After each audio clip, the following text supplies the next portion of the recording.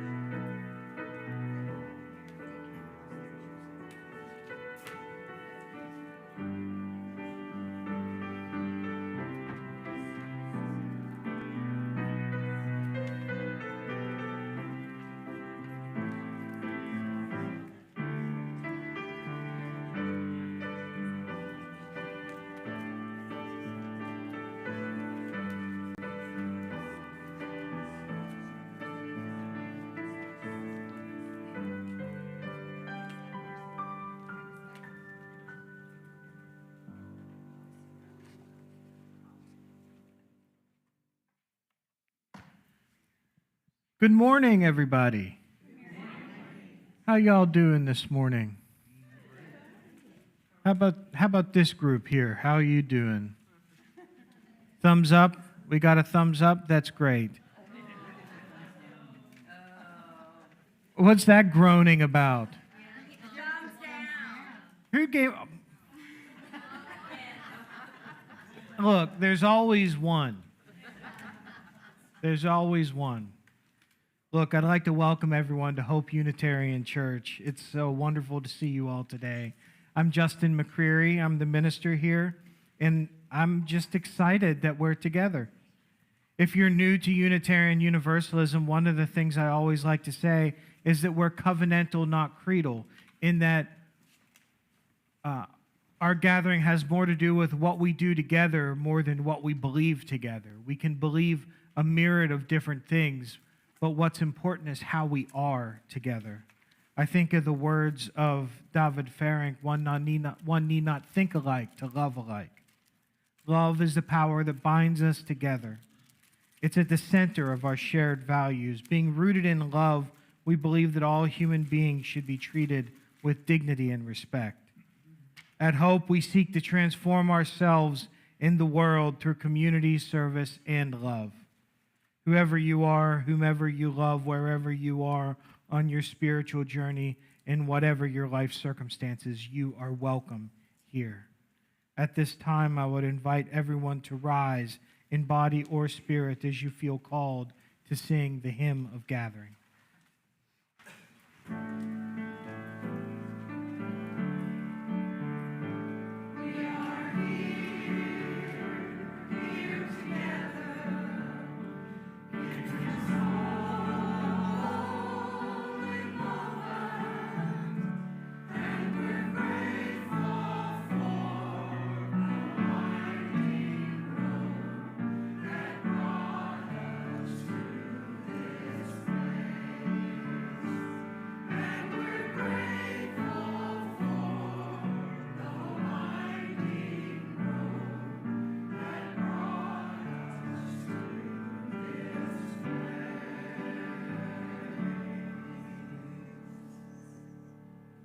It is our tradition to light a chalice at the beginning of each service, and we do that saying these words. We light this beacon of hope, sign of our quest for truth and meaning, in celebration of the life that we share together. You may be seated.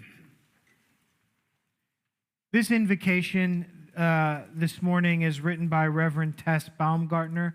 It's called Less Beautiful Without You. This place would be less beautiful without you, Muslim, Christian, Buddhist, Jew, Hindu, humanist, and earth-centered too. This place would be less beautiful without you, your heart honed by hardship, grief, and illness, seeking solace and comfort here among us. This place would be less beautiful without you, filled with joy and gratitude, seeking celebration of life's bounty.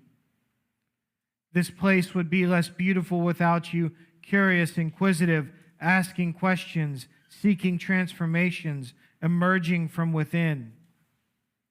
This place would be less beautiful without you, striving to resist the world that tells us we are so much less than we can truly be. This place would be less beautiful without each of us, born here in this moment to seek heaven's fire in each other's souls, to own flames rising to meet. Let's say our covenant together. Love is the spirit of this church, and service is its law. This is our great covenant, to dwell together in peace, to seek truth in love, and to help one another. And once again, I would invite you to rise in body or spirit as you feel so called. And we're going to sing hymn number 1014. All right, let's rock and roll. Stand up in body or spirit as you feel called.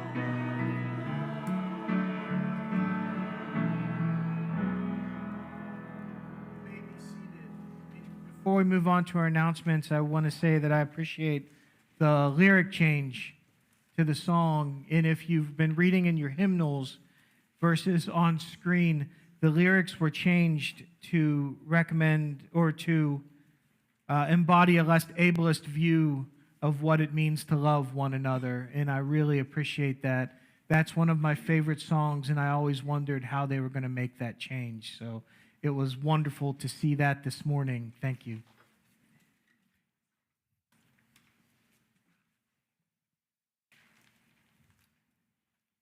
Good morning. Welcome to Hope Unitarian Church. My name is James Donovan. I have a few announcements for you. First of all, Women of Hope is happening this Thursday, August 8th. Or no, that's the 7th. Yeah. I think it said in highlights the 8th, but the August 7th, 6 p.m. here at Hope. And it's a potluck, so bring a dish to share with everybody. On August 10th, next Sunday at 10 a.m., we're going to discuss the book The Outsiders, and then come back at 5, and we'll watch the movie made by Francis Ford Coppola, The Outsiders movie, and we're going to have some people who are going to share some anecdotes with us. Like I think, Janet, you're going to tell us about your experience with the movie Tex, which is based on an S.E. Hinton book that was filmed partly in Bixby. And as many of you know, Janet Nobles is the queen of Bixby. And then Warren Cox is going to talk about how they filmed outside of his business here in town for the Outsiders. And then Diane, oh, there's Diane. Her husband, Craig, who many of you know is a retired dentist, he's going to talk about Tom Cruise's teeth, and that's all I'm going to say. But that I want to hear. And the movie is rated PG-13. I'm not really sure why, because it's a pretty tame movie. So I would say just about anybody over the age of 8, let's say, might enjoy it, and you can show up. Bring food. You're welcome to bring food, drink. You can bring dinner if you want to. The movie is only about an hour and a half long, and we'll probably let people talk for, up to 15, a total of 15 minutes before that. So that's happening next Sunday. Remember? Oh, and another thing about The Outsiders, the musical, the Tony Award-winning musical, The Outsiders, is coming to town, and I managed to get a hold of some discounted tickets.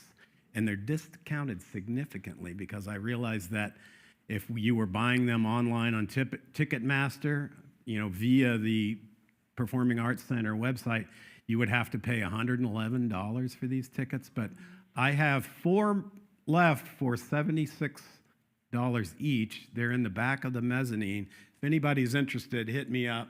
You're interested? Yeah. Okay, Diana, talk to me over here, because you might want all 4 of them.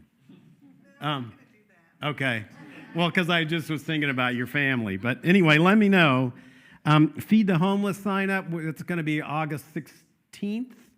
And if you want to help prepare and deliver and serve a meal at the Day Center for the Homeless, there's a sign-up sheet out there.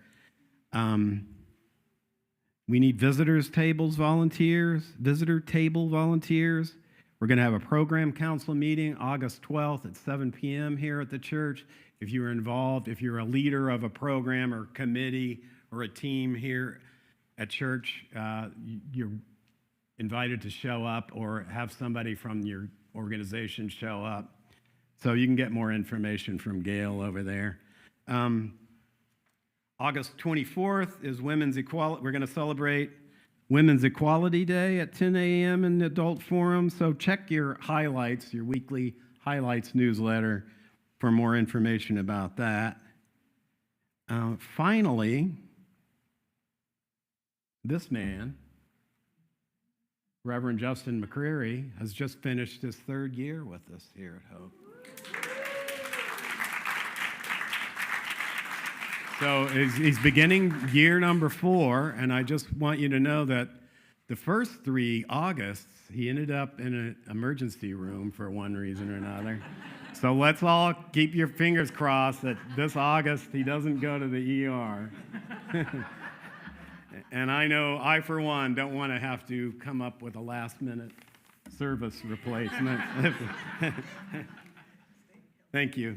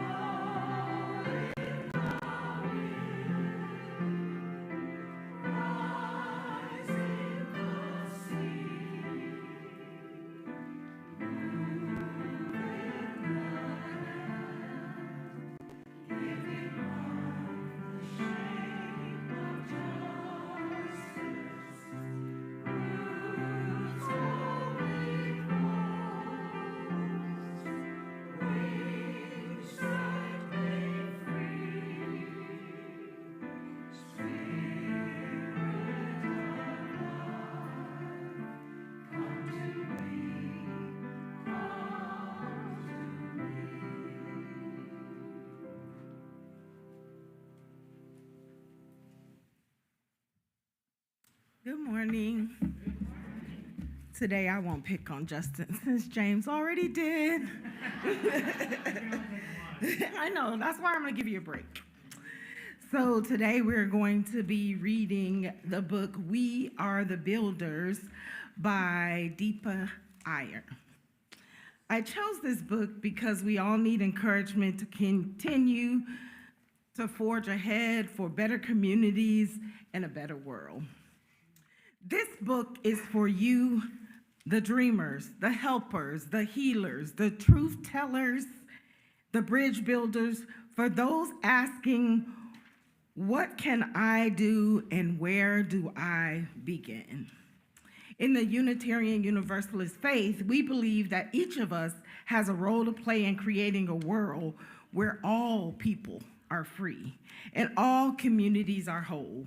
We believe in the power of love, the strength of community, and the sacred responsibility to show up for one another. So I invite you all to go on this journey with me and to think about where you are in your journey, or those around you, who they are in your life. My name is Ramala. I'm your guide. Follow me and stay by my side. So many grown-ups and kids are here. Everyone wants to volunteer. There's plenty to do in our own town. Help new friends, plant trees in the ground. The time is now. Let's all play a part. Listen and learn. What moves your heart? We are the builders. We form and forge, construct and fix, improve homes with nails and bricks. See those old desks, tables, and chairs? Good as new with some repairs. Who wants to join the builders? We are the caregivers. We comfort, console, soothe, and cheer. Care kits for all, near and dear. Acts of service and words that mend. How can I help my new friend? Who wants to join the caregivers? We are the frontline responders. We plan and protect. Stay prepared. Storms brewing, but don't be scared. Stock cans of soup, bags of fresh fruits. Gather warm coats, gloves, and boots. Who wants to join the frontline responders? We are the disruptors. We declare, demand, demonstrate, call for change. Don't hesitate. Raise our voices, banners, and beats. Meet and march out in the street. Who wants to join the disruptors? We are the experimenters. We scan, invent, and improvise. solve hard problems with fresh eyes. What if these used bottles and rags could become backpacks and bags? Who wants to join the experimenters? We are the visionaries. We dream, imagine, and inspire a world we can all admire. Fresh air, clean water, safe and free. Bright futures, that's what we see. Who wants to join the visionaries? We are the weavers. We stitch, we braid, we intertwine. Common threads link hearts and minds. When people fight or disagree, find what connects you and me. Who wants to join the weavers? We are the healers. We renew, restore, and relieve. Tend to those who cry and grieve. Sometimes, when the world's too much, we nurture with breath and touch. Who wants to join the healers? We are the storytellers. We sing, we dance, we create art, bring joy and love heart to heart. Vibrant murals preserve our past, history's cherished at last. Who wants to join the storytellers? Of the different roles to play, which one feels like you today? You could become a guide like me, show new folks what they can be. We mentor, we advise, we steer, share wisdom, honest and clear. Now that it's clear what we each can do, we want to hear from all of you. What role would you choose? Who would you be? How will you change the community?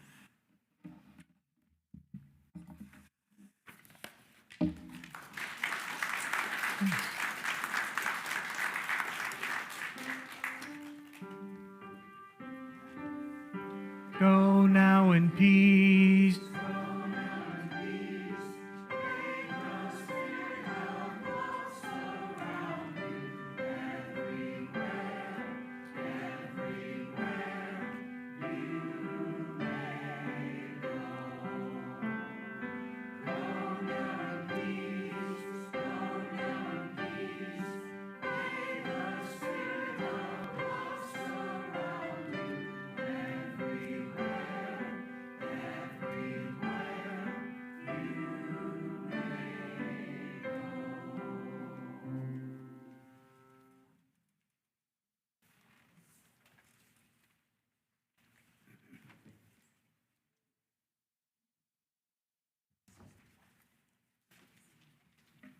Our reading this morning is a poem called Waiting. Step into the center. Come in from the margins. I will hold you here. Don't look back or around. Feel my arms.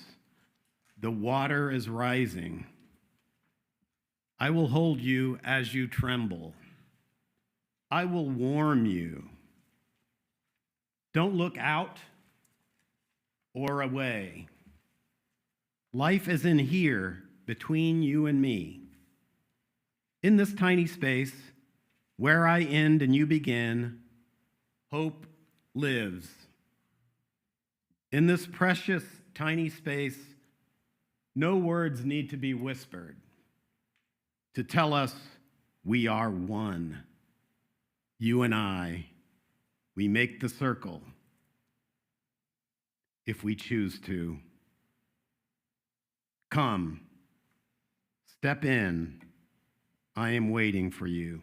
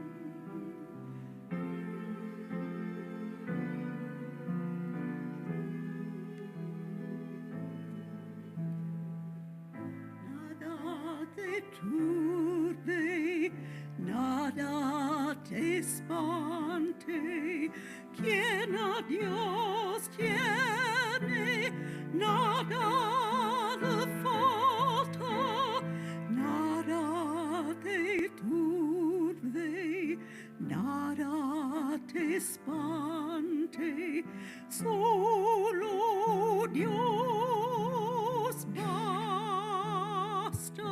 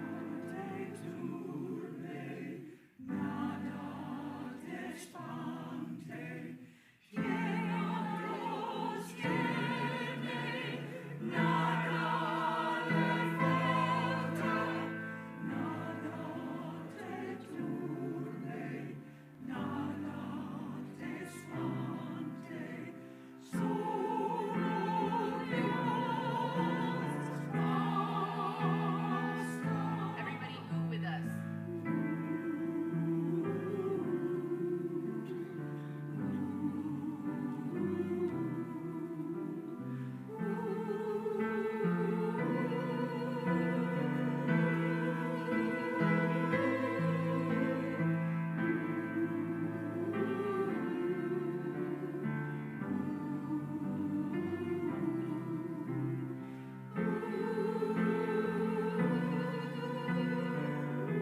One more time, prayerfully.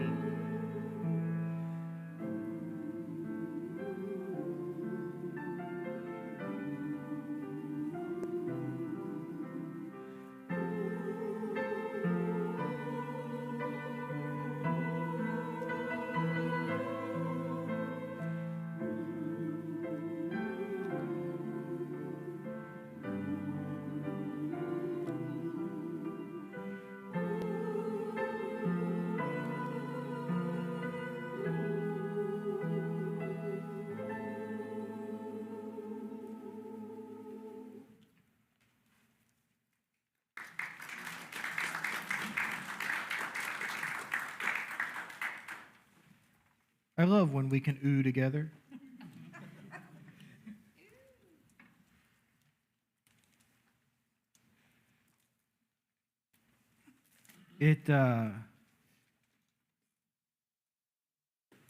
I knew that my anniversary was coming up soon for being here, and I just wasn't sure. I couldn't remember if it was in August or September. And it's August, I've now been told. But as I reflect on that time I've been here, it has been an absolutely wonderful year, or 3 years, and it only took a year and a half to learn your names.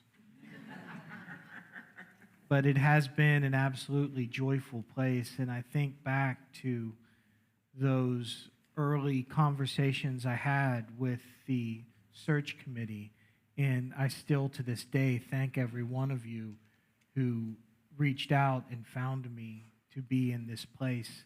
It has been a wonderful 3 years with you all. One of the great opportunities at General Assembly is the chance to attend the annual Ware Lecture. Past Ware lecturers include, but are not limited to, Dr. Ibram X. Kendi, Stacey Abrams, Brian Stevenson, Sister Simone Campbell, Ebu Patel, Mary Oliver, Kurt Vonnegut, and Martin Luther King Jr. This is a major annual event for Unitarian Universalism. It's a chance to hear someone from outside the faith who's making change and affecting the world, who's leading in their field.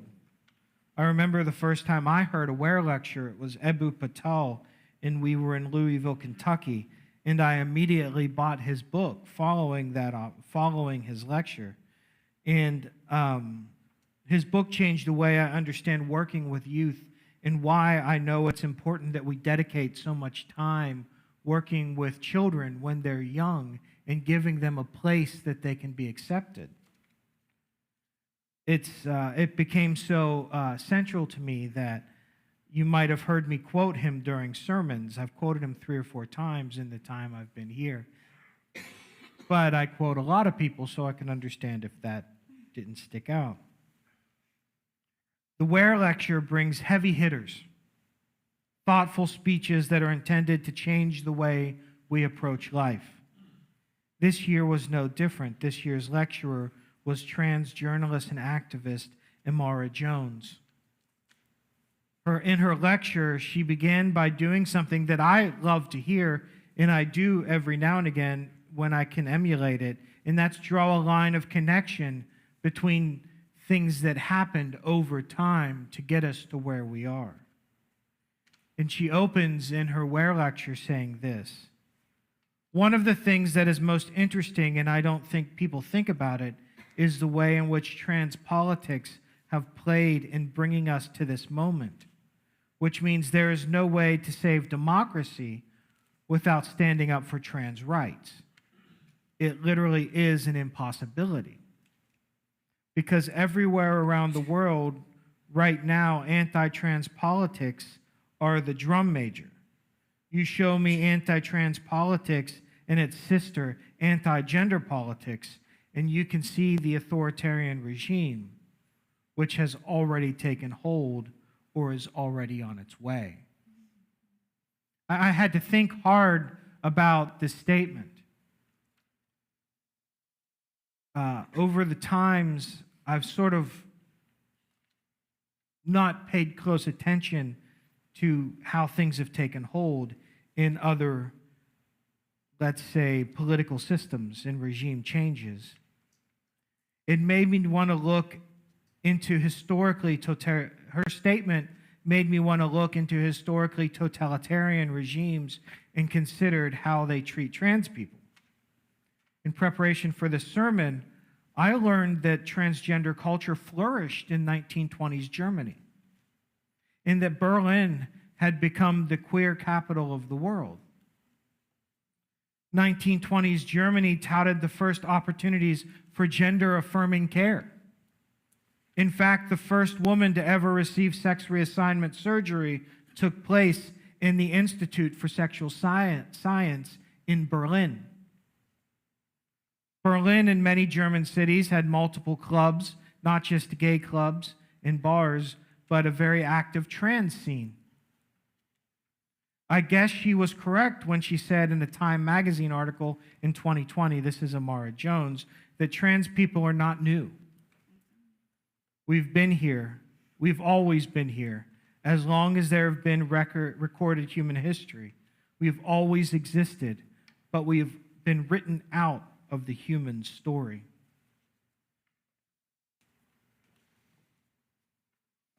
This was evident in the Nazi seizure of power in 1933. Hitler comes to power on January 30th, 1933, and in May of that year, a brass band marched to the Institute for Sexual Science, vandalized it, broke the windows, assaulted many of the workers. That day, the institute that had been working for more than a decade for trans and intergender science and rights closed its doors. 4 days later, most of the documents, something close to 25,000, were burned. And this was just the beginning of the anti-trans work of Nazi Germany. But what strikes me and what I didn't know was how prevalent the trans scene had become. This was not part of the history of the World War II that I'd learned in school. I didn't know, and I didn't think to check for trans people on the lists of all those who died in internment camps and concentration camps during Nazi Germany. I'm reminded in this moment of the inauguration speech of this current president, saying that there were only two genders. I think back to all the state laws that have been implemented to uphold or about bathrooms, and most recent failure of the Supreme Court to uphold trans rights in the Scrimeti decision, allowing Tennessee to ban gender-affirming care to minors. Life-saving care that the American Academy of Pediatrics, made up of close to 70,000 doctors, supports. Dr. Moira Sislagi of the AAP says this: the elemental and physiological trauma of rejection, whether by family, friends, society, or lawmakers, can leave scars that never heal. When we fail to accept people for who they are, we pass painful judgments on them and create so much unnecessary emotional and physiological pain. And that is where we are. The Scrimeti decision came back while I was at General Assembly and really rocked the people that I had been working closely with. Just a few days before Amara Jones would take the stage, this ruling came down. I imagine that this was weighing on her mind while she spoke with us. And what I learned in that speech that she gave was that the trans issue is the low-hanging fruit of Christian nationalism. It helps bridge the gap between conservatives and some liberals. My daughter taught me the term that I'd never heard, referring to an author that she used to love with a series of books that she will no longer touch. She introduced the term TERF, which stands for Trans Exclusionary Radical Feminist. Can you imagine a topic where Christian nationalists and a branch of people who call themselves radical feminists agree?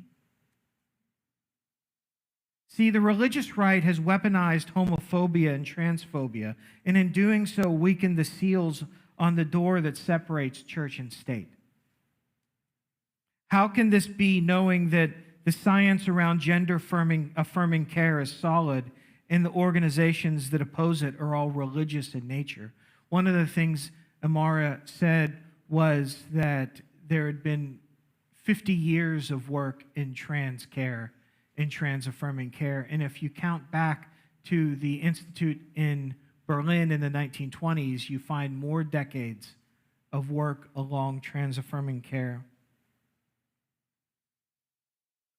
Now, the fact that all the people that oppose, or all the organizations that oppose trans-related care are religious in nature strikes me. All the bathroom bills, everything, that's all come up in the last 10 years. And this is the thing that really blows my mind, is that trans people make up less than 1% of the population. And in the last year, the money that has gone into the anti-trans panic is massive. The money that they spent over the last 10 years for anti-trans work is massive. So we have to ask ourselves, why are they spending so much money on less than 1% of the population? It's because it's the fuel for much of the Christian nationalist movement. Pseudo-medical associations pop up like GenSpect or the American College of Pediatricians and whip people into a fervor, fearing things they don't understand and misunderstanding because they've been overwhelmed by misinformation.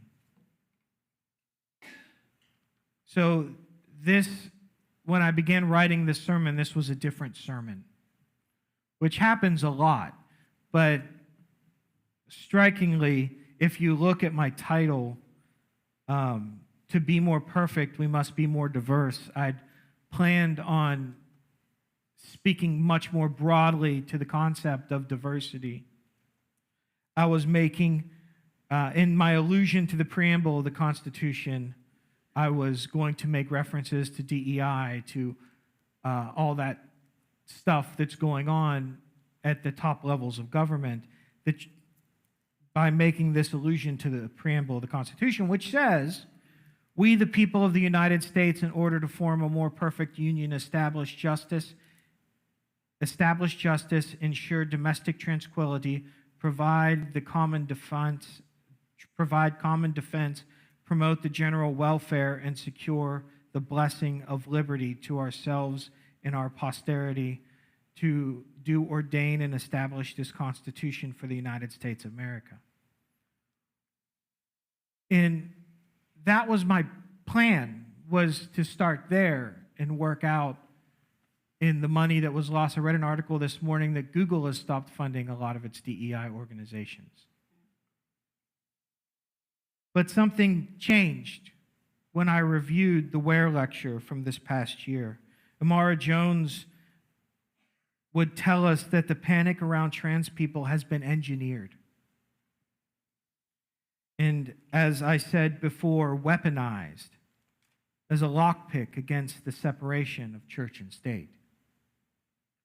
In the last 10 years, more misinformation about trans people has come out than ever before. And this misinformation has fed the fires of division. Ms. Jones asked us when we started hearing about trans issues. And the majority of the group at General Assembly raised their hand at 10 years ago, that most of the population there, that we started hearing about bathroom bills, about trans gender-affirming care, about trans people in schools, and we started hearing this 10 years ago, which is when the Heritage Foundation started talking about it.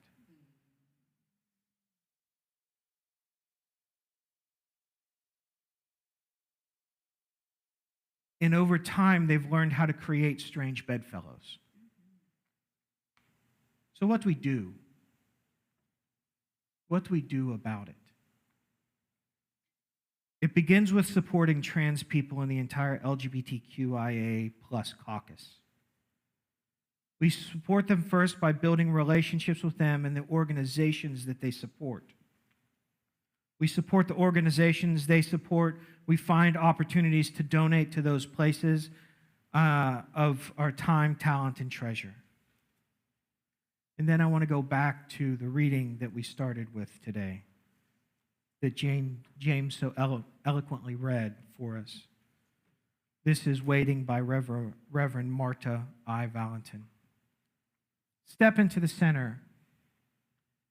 Come in from the margins. I will hold you here. Don't look back or around. Feel my arms. The water is rising. I will hold you as you tremble. I will warm you. Don't look out or away. Life is in here between you and me. In this tiny space where I end and you begin, hope lives. In this precious tiny space, no words need be whispered to tell us we are one. You and I, we make the circle if we choose to. Come, step in. I'm waiting for you.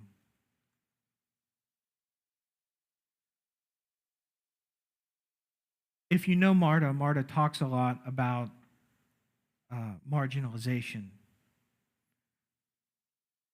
And that word comes from the word margin, to put people in margins. And we think of people in the margins, the people that many fear, that many don't understand. How do we help? We do it by embracing not the fear, but the love for the people in the margins. We embrace them. In embracing those who've been forced into the margins and bringing them and their stories to the center, we fight the fear. We say out loud and proud. We fight the fear and we say out loud and proud, I do not fear you. In fact, you are a child of God. You are worthy of love, just like everybody else. We diminish the lines between us and them. We build relationships. This is the beginning of the work. But it's hard work inviting people to the center, which is what Marta's poem is about, is inviting people to the center from the margins. The scary thing about inviting people to the center is that our leaders come from the center. When we invite people to the center of our faith, when we invite people to the center of our church, when we invite people to the center of our organizations, we find that new leaders start emerging. And these leaders don't always think the same way that we think.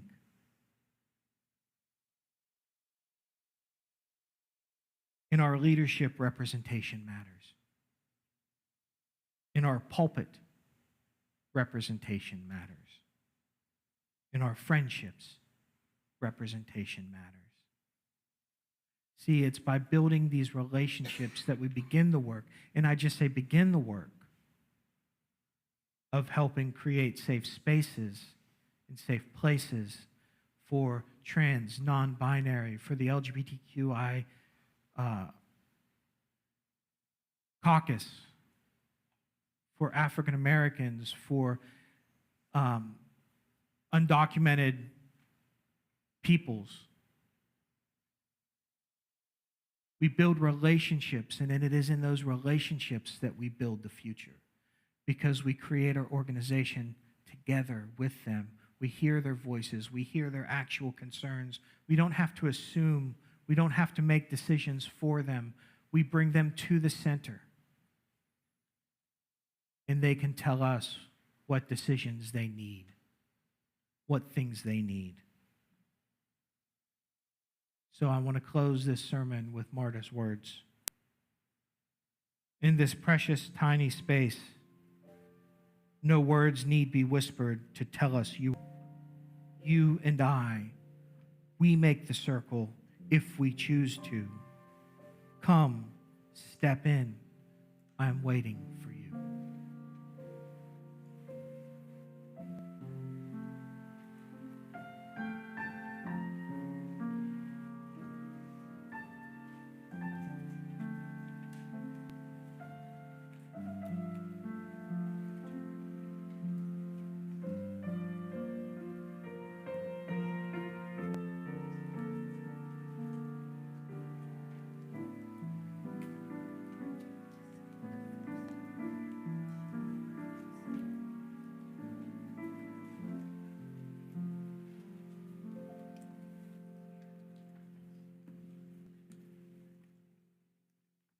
Our generosity recipient for the month of August is Food on the Move. There are a number of different marginalized peoples in the United States, one of which are the unhoused population, or those who live in food deserts.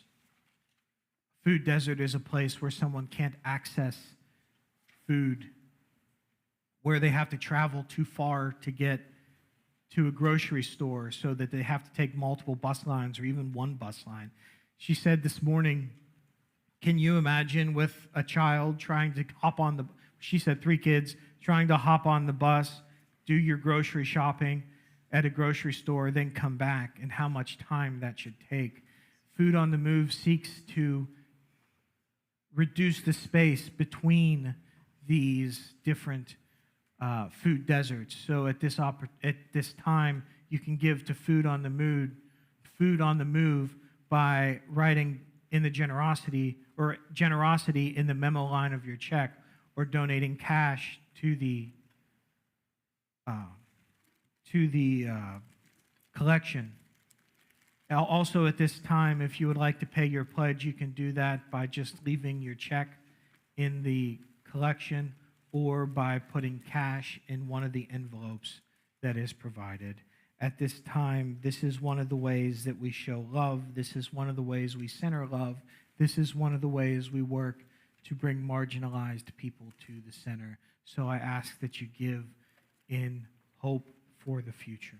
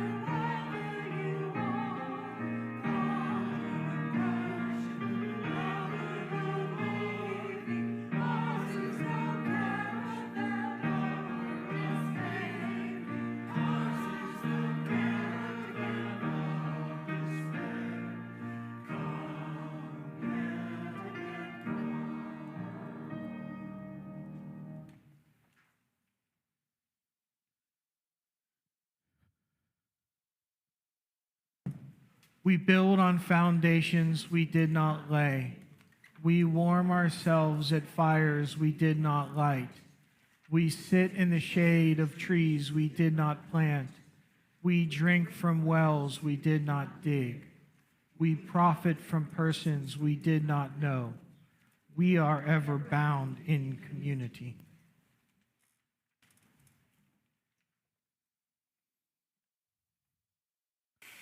One of the things that has changed in me over the last 3 years is that I now use the large print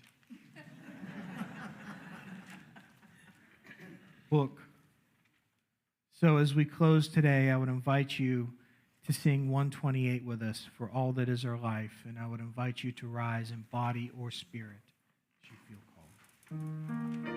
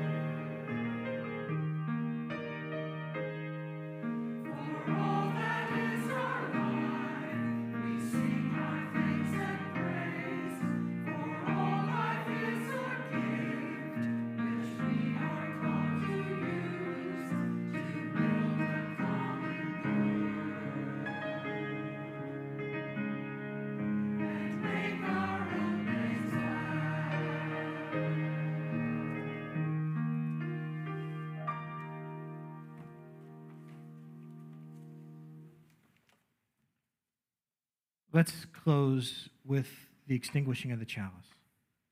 We extinguish this flame.